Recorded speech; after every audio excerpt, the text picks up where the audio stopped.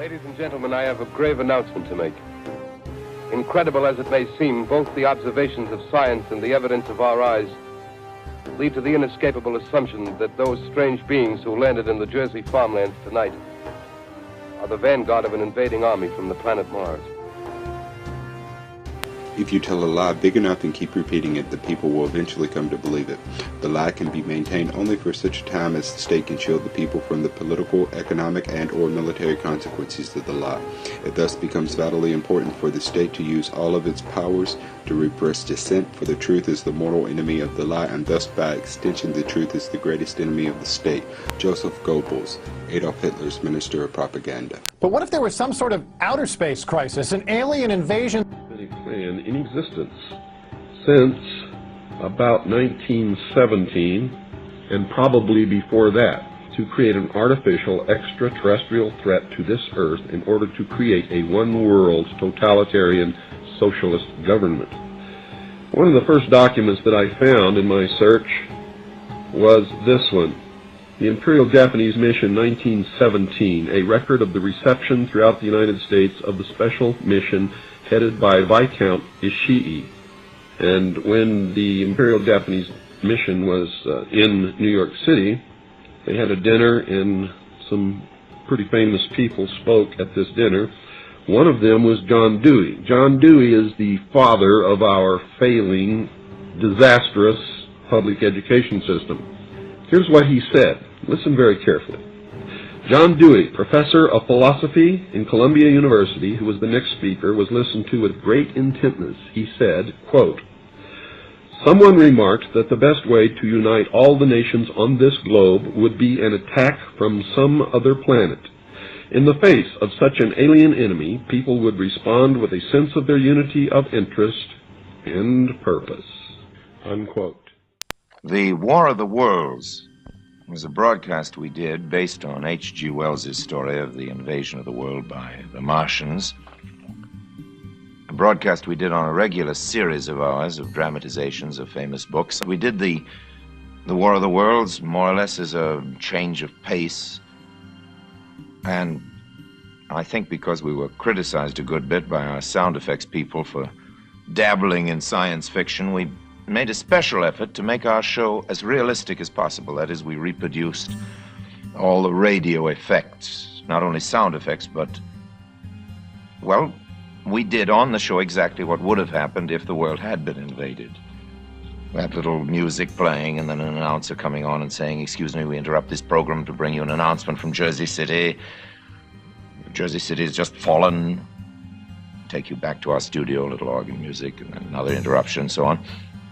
We did all of that very carefully and exactly reproduced, as I say, what would have happened, thinking to make the whole thing more effective, but we had no idea how effective it would be. Kepler satellite currently orbiting in outer space has identified about 50 planets that seem very much Earth-like. In fact, every week we discover another Jupiter-sized planet in outer space. What do we know? We know now we live in an ever-expanding universe. We know that there are billions of stars and planets literally out there, and the universe is getting bigger.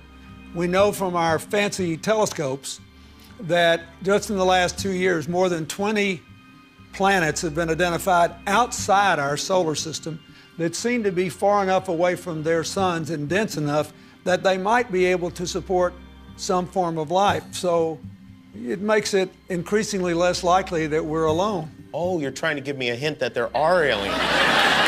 No, I'm trying to tell you I don't know. Oh. Few of them may have intelligent life, perhaps even more advanced than what we have on Earth. Now, since this event, during the years that have gone by since then, I've heard a number of stories about things that happened.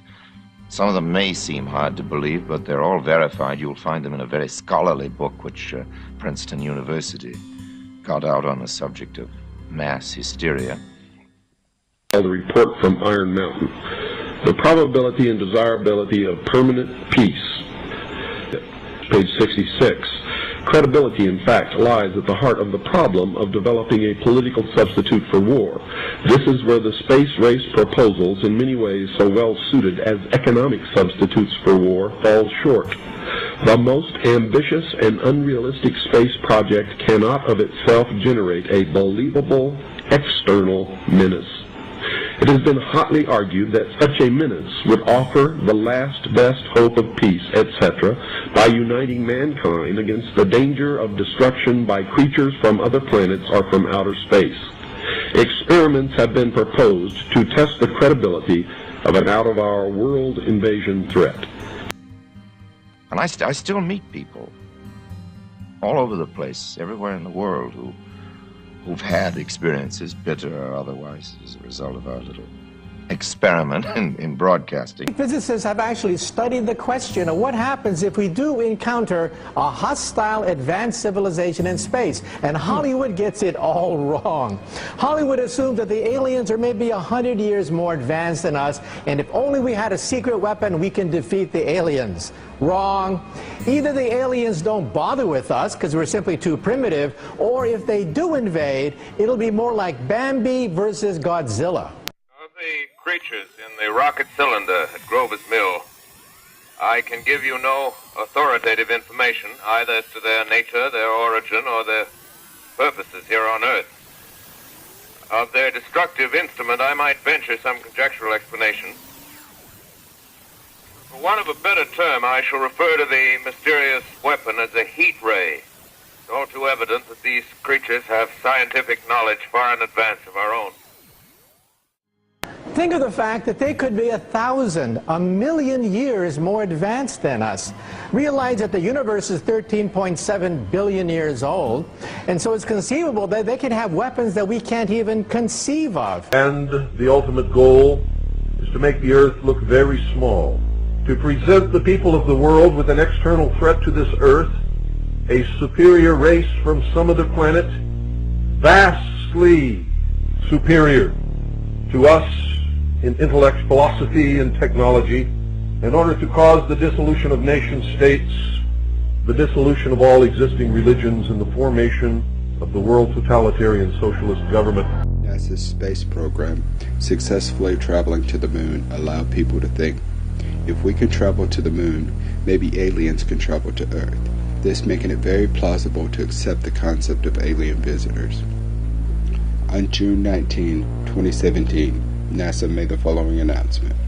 Quote, NASA's Kepler Space Telescope team has released a mission catalog of planet candidates that include 219 new planet candidates, 10 of which are nearly Earth-size and orbiting in their star's habitation zone, which is the range of distance from a star where liquid water could pool on the surface of a rocky planet. End quote. Do they have a whole new generation of weapons that we can't even conceive of? And one day they do attack, we have to be prepared for the fact that they're going to overwhelm us in the opening shots of a war. The battle which took place tonight at Grover Mills has ended in one of the most startling defeats ever suffered by an army in modern times. 7,000 men armed with rifles and machine guns pitted against the single fighting machine of the invaders from Mars. 120 known survivors. The rest strewn over the battle area. Because about halfway through the show, as we were continuing with the script in front of us, we saw that in the control room there were a great many policemen, and every moment more. Now, later we found out that the police were as confused as we were because there wasn't anything they could arrest us for, but there they were, looking fierce, and a lot of people talking to other people in dumb show, and a very tense atmosphere was generated in the studio. We thought, well, something's gone wrong. Some few people have complained and have swallowed what we're telling them about the Martians having come to the world. But we didn't know that it wasn't a few people. It was, in fact, nationwide. In view of the gravity of the situation, and believing that radio has a responsibility to serve in the public interest at all times, we are turning over our facilities to the state. I'm wondering if there can't be an upside to all this. I'm a big fan of the original Star Trek series, and it was only when, there were alien civilizations that seemed to challenge the Earth, that you found that the Earth got its act together for the kind of global governance that all the all the visionaries say we need that if we're going to deal with climate change, if we're going to deal with all the modern issues, global finance, where the sovereignty of individual nations is actually a political barrier to solving these big problems. So can there be an upside to the alien threat? Douglas MacArthur was an American five-star general and field marshal of the Philippine Army. He was chief of staff of the United States Army during the 1930s and played a prominent role in the Pacific Theater during World War II. We deal now not with things of this world alone, but with the illimitable distances and as yet unfathomed mysteries of the universe. We are reaching out for a new and boundless frontier. We speak in strange terms of harnessing the cosmic energy, of making winds and tides work for us, of creating unheard synthetic materials to supplement or even replace our old standard basics, to purify seawater for our drink, of mining ocean floors for new fields of wealth and food, of disease preventatives to expand life into the hundreds of years, of controlling the weather for a more equitable distribution of heat and cold, of rain and shine, of spaceships to the moon, of the primary target in war no longer limited to the armed forces of an enemy, but instead to include his civil populations, of ultimate conflict between a united human race and the sinister forces of some other planetary galaxy.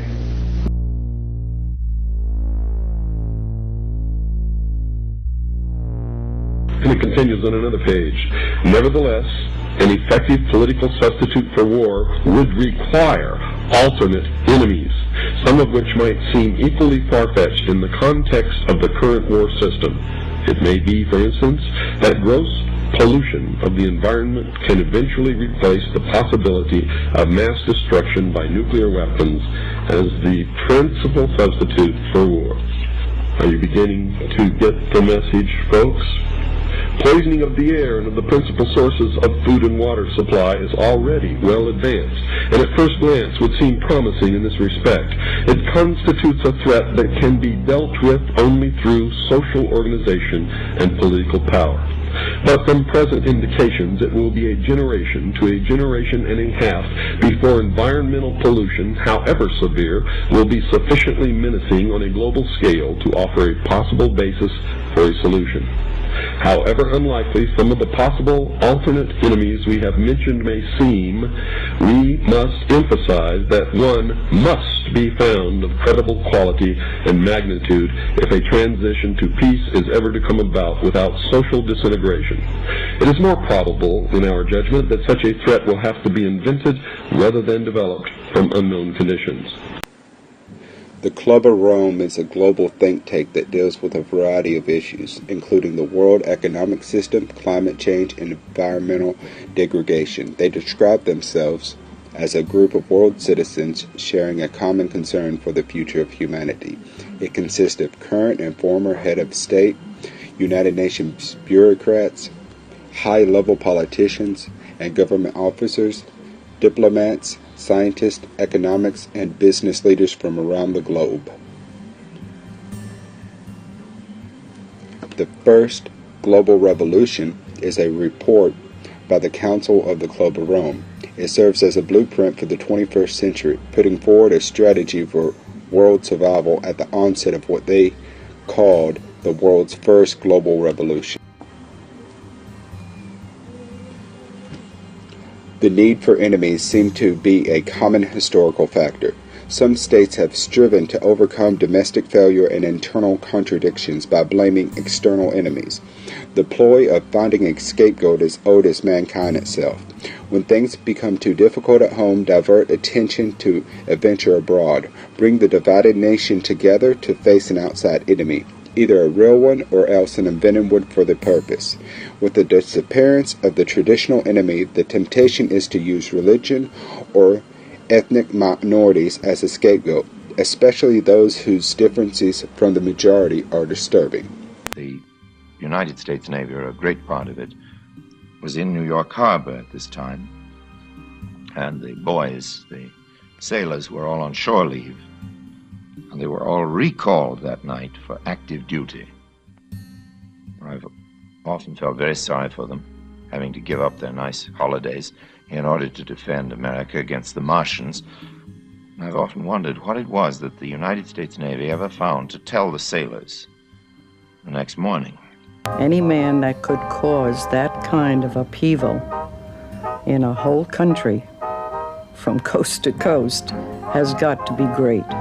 In fact, we weren't as innocent as we meant to be when we did the Martian broadcast. We were fed up with the way in which everything that came over this new magic box, the radio, was being swallowed. People, you know, do suspect what they read in the newspapers and what people tell them, but when the radio came, and I suppose now television, anything that came through that new machine was believed. So in a way, our broadcast was an assault on the credibility of that machine. We wanted people to understand that they shouldn't take any opinion predigested, and they shouldn't swallow everything that came through the tap, whether it was radio or not. They have created so many alternate enemies in order to bring about their one world totalitarian socialist state that we don't know which enemy to believe is real or is false, or whether to just toss them all out on their ears. And I think that that is probably going to be the best solution.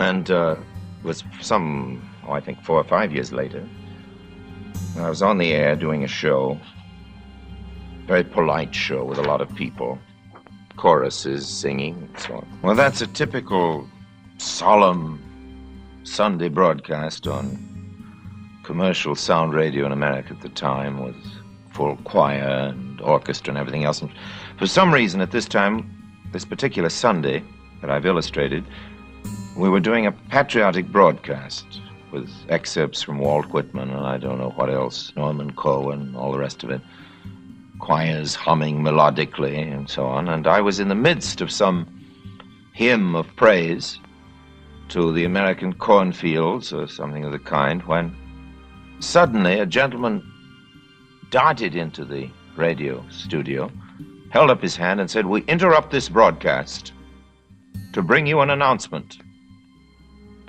Pearl Harbor has just been attacked." Of course, this very serious and terrible news was never believed, not for hours, by anybody in America, because they all said, well, there he goes again, really. Rather bad taste. Was funny once, but not a second time. I suppose we had it coming to us. Disarmament is no accident. All of these bills in Congress to take away our weapons is no accident. The intentional environmental pollution of our lakes, rivers, streams, oceans, forests, everything is no accident, as you just heard. The monster is now in control of the middle section of New Jersey and has effectively cut the state through its center. Communication lines are down from Pennsylvania to the Atlantic Ocean. Railroad tracks are torn and service from New York to Philadelphia discontinued, except routing some of the trains through Allerton and Phoenixville. Highways to the north, south, and west are clogged with frantic human traffic. Police and Army reserves are unable to control the mad flight. By morning, the fugitives will have swelled Philadelphia, Camden, and Trenton. It is estimated to twice their normal population. I had no idea that I'd suddenly become a sort of national event. And it was immediately after our show went off the air that Walter Winchell, who was on a rival network and had heard about how all the telephone lines had been jammed and all the excitement was going on, went on the air on his network, on his program of news commentary, and said, "Mr. and Mrs. America, there is no cause for alarm. America has not fallen. I repeat, America has not fallen." Of course, that was really enough for that network, and by that time there wasn't a phone you could get to really anywhere in the States. Every light on that board lit. Now that board was, I would say, almost a half block long. You see, it was not a case of answering a light and connecting them to somebody else. All they wanted was the operator. The highways were jammed with cars going one way or another. Those people who were in the cities were going to the hills, and those people who were in the hills were coming into the cities. Now I look down the harbor, all manner of boats, overloaded with fleeing population, pulling out from docks. Streets are all jammed, noise and crowds like New Year's Eve in city. I was just so concerned that I was going to be able to help all these people, and never a thought of getting out of there because my life was in danger. But people believed it. They really believed it that night. And I think of the ones who were begging us to get connections to their families, to their husbands, to mothers and fathers before the world came to an end, so they could just tell them they loved them. It's an exaggeration. It's only a little while ago that I again ran into some workers, some welfare workers, Quakers, and Red Cross people who had been up in the Black Hills of Dakota some 5 or 6 weeks after this broadcast, persuading the people to leave the mountains and go back home because the Martians really hadn't come. One man told me that people were jumping out of the windows and they were going to kill their families before the Martians could get them. If aliens invaded, who would step up to lead us in that fight, and could we even win? Believe it or not, when President Ronald Reagan met Mikhail Gorbachev, we now know during the transcripts of the meeting that he said that if we were ever attacked by the Martians, you and me, the Soviets and the capitalist U.S., would be allies in the fight against the Martians. Well, that's how Ronald Reagan looked at it, and believe it or not, there's some truth to it. I couldn't help at one point in my discussions privately with General Secretary Gorbachev, when you stop to think that we're all God's children wherever we may live in the world, I couldn't help but say to him, just think how easy his task and mine might be in these meetings that we held if suddenly there was a threat to this world from some other species from another planet outside in the universe. We'd forget all the little local differences that we have between our countries, and we would find out once and for all that we really are all human beings here on this earth together. Well, I don't suppose we can wait for some alien race to come down and threaten us, but I think that between us we can bring about that realization. During the Reagan administration, he made 6 speeches specifically talked about a threat from outer space by some other species from some other planet. 6, ladies and gentlemen. Why would the president repeat the same thing 6 times, tagged on to the ends of speeches by him? The speechwriters did not put that in the speech. Ronald Reagan added it himself. This way, I keep, in my frustration sometimes, you know, actually, if you count some of the things going on in smaller countries and all, there have been about 114 wars since World War II. But I've often wondered, what if all of us in the world discovered that we were threatened by a power from outer space, from another planet? Wouldn't we all of a sudden find that we didn't have any differences between us at all? We were all human beings, citizens of the world, and wouldn't we come together to fight that particular threat. To it. If we are faced with a common enemy in outer space, it would indeed help to unite the Earth, just the way Ronald Reagan said. The next voice you hear will be that of Brigadier General Montgomery Smith, commander of the state militia at Trenton, New Jersey. I have been requested by the governor of New Jersey to place the counties of Mercer and Middlesex as far west as Princeton and east to Jamesburg under martial law. No one will be permitted to enter this area except by special pass issued by state or military authorities.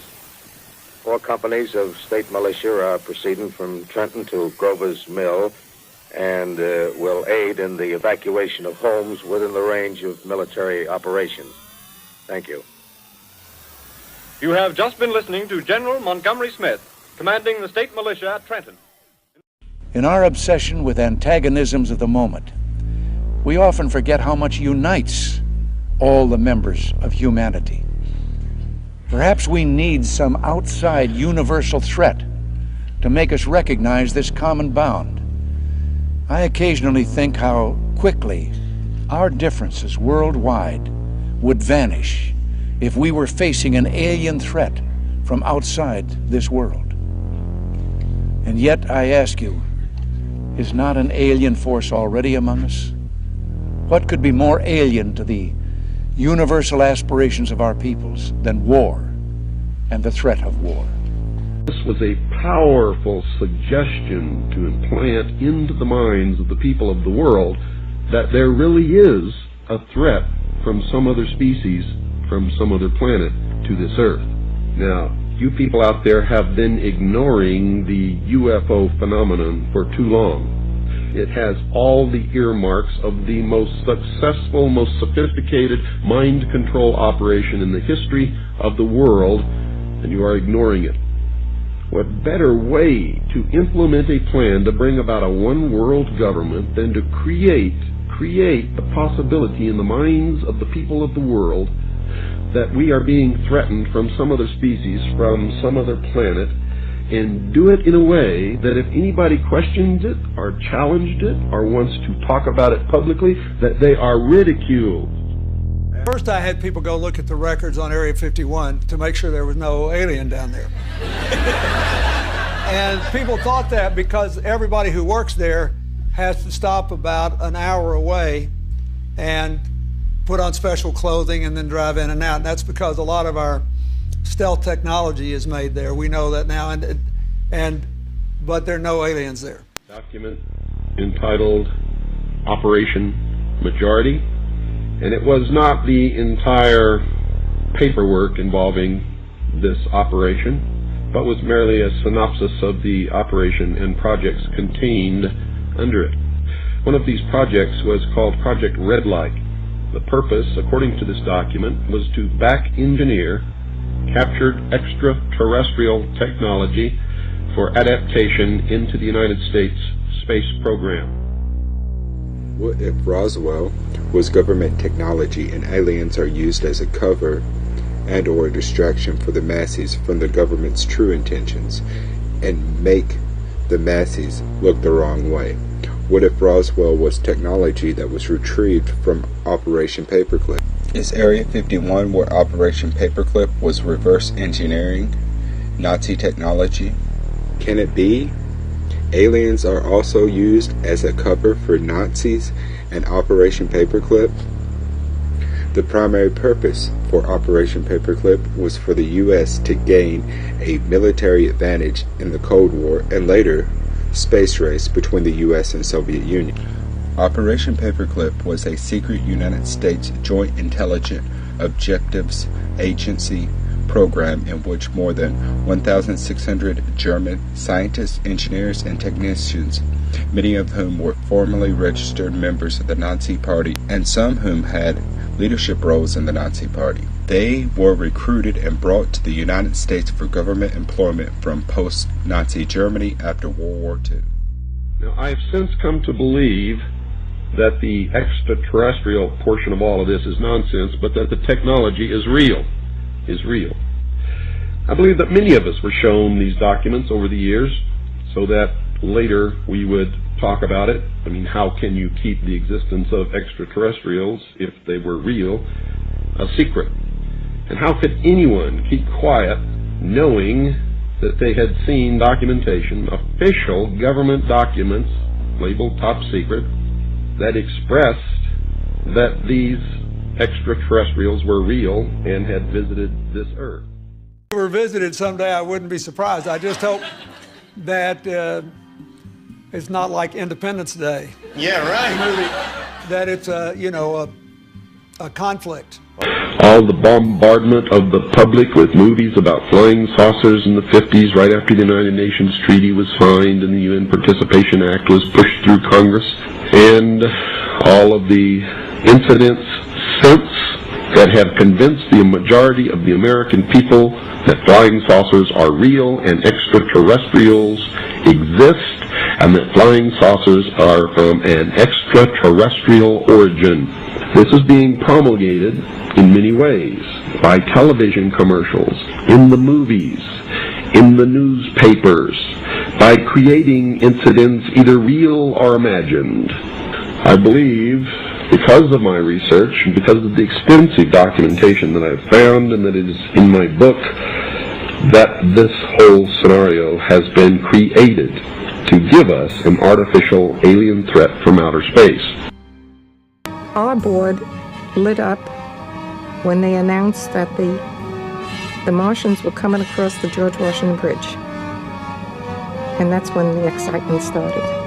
The enemy is now in sight above the Palisades. Five great machines. First one is crossing the river. I can see it from here, wading the Hudson like a man wading through a brook. Some people said, did I have a chance to see them? What were they like? What did they look like? And a lot of people wanted to know what to do. As a matter of fact, they were phoning us from all over the place, some of them reporting that they'd seen Martians landing in their backyards and asking for advice. And there were others that claimed to have been attacked personally by Martians. The whole experience was extremely intense. I figured them little peoples. I don't mean foot tall. Little peoples, green in color with a flowing hood. All communication with Jersey Shore closed 10 minutes ago. No more defenses. Our army is wiped out. Artillery, Air Force, everything wiped out. They were crying and screaming and wanting to know if there was a lot of gas, if there was a lot of destruction, were there fires, is there a lot of shooting, are there bodies all around? But as I say, it was only a partial experiment. We had no idea the extent of the thing. Martial law prevails throughout New Jersey and eastern Pennsylvania. At this time, we take you to Washington for a special broadcast on the national emergency. The Secretary of the Interior. Citizens of the nation, I shall not try to conceal the gravity of the situation that confronts the country, nor the concern of your government in protecting the lives and property of its people. However, I wish to impress upon you, private citizens and public officials, all of you, the urgent need of calm and resourceful action. Fortunately, this formidable enemy is still confined to a comparatively small area, and we may place our faith in the military forces to keep them there. In the meantime, placing our faith in God, we must continue the performance of our duties, each and every one of us, so that we may confront this destructive adversary with a nation united, courageous, and consecrated to the preservation of human supremacy on this earth. I thank you. Well, now we have friendly Maybe the only way to unite this incredibly divided world of ours. They're out there. We better think of how all the differences among people on Earth would seem small if we felt threatened by a space invader. That's the whole theory of independence. You're right. You're right. Everybody gets together and makes nice, and you know. You and Bill O'Reilly would be hiding in a bunker together. Oh, Bill O'Reilly, he'd every mean thing he ever said about me. That's the thing. I don't care. Look at that. In less than an hour, aircraft from here will join others from around the world. And you will be launching the largest aerial battle in the history of mankind. Mankind, that word should have a new meaning for all of us today. We can't be consumed by our petty differences anymore. We will be united in our common interest. Perhaps it's fate that today is 4th of July, and you will once again be fighting for our freedom. Not from tyranny, oppression, or persecution, but from annihilation. We're fighting for our right to live, to exist. And should we win the day, the 4th of July will no longer be known as an American holiday, but as the day when the world declared in one voice, we will not go quietly into the night. We will not vanish without a fight. We're going to live on. We're going to survive. Today, we celebrate our independence. Evidently, there's some difficulty with our field transmission. However, we will return to that point at the earliest opportunity.